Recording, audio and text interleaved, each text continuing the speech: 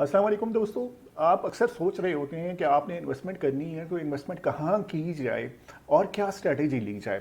हमारे यहाँ मसला ये है कि इन्वेस्टमेंट की जो ऑफर्स आती हैं और जो इन्वायरमेंट एक क्रिएट की जाती है वो ट्रेडिंग की इन्वायरमेंट क्रिएट की जाती है। ओवरऑल हम शॉर्ट टर्म प्रॉफिट में देखना चाह रहे होते हैं कि शॉर्ट टर्म हमें अच्छा प्रॉफिट मिल जाए। लेकिन मैं आपको सजेस्ट करूंगा कि आप इन्वेस्टमेंट माइंडसेट के साथ आप अप्रोच कीजिए लॉन्ग टर्म इन्वेस्टमेंट के हवाले से।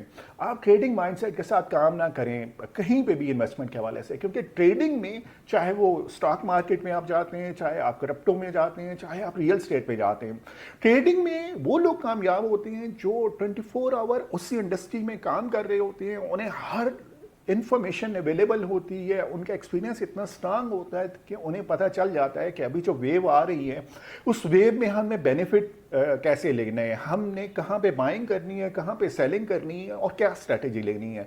लेकिन एक आम आदमी सारी जो हाइप क्रिएट होती है उसमें ये समझता है कि शायद वो भी ट्रेडिंग में जाके बेनिफिट ले लेगा। लेकिन ट्रेडिंग में सिर्फ उन लोगों को बेनिफिट होता है जो जिनका एक्सपीरियंस ज़्यादा होता है, जो स्किल्ड होते हैं, वो लोग प्रॉफिट ले सकते हैं। अदरवाइज लॉन्ग टर्म इन्वेस्टमेंट के लिए आप इस सारे इन्वेस्टमेंट सेक्टर में जाइए। आप चाहे स्टॉक मार्केट में जाते हैं, चाहे क्रिप्टो में जाते हैं, चाहे रियल स्टेट में आते हैं, जितना लॉन्ग टर्म आप इसमें रहेंगे उतना आपको प्रॉफिट होगा। हमारे यहाँ रियल स्टेट में अक्सर कहा जाता है कि आप कहीं पे भी अगर डेवलप सोसाइटी में इन्वेस्टमेंट कर रहे हैं तो अगर वो इन्वेस्टमेंट आप 1 से 2 साल होल्ड करते हैं तो शायद ब्रेक इवन, आप अगर सेल करेंगे तो ब्रेक इवन आपको मिलेगा, आपको कोई इतना ज़्यादा प्रॉफिट नहीं मिल सकेगा। लेकिन अगर आप 5 ईयर तक उसको होल्ड करते हैं तो 50 से 60% चांसेस हैं कि आपको अच्छा प्रॉफिट मिलेगा। लेकिन अगर उसको आप 10 ईयर तक होल्ड कर लेते हैं किसी डेवलप्ड सोसाइटी में तो आपको 100% चांसेस हैं कि बहुत अच्छा प्रॉफिट मिलेगा।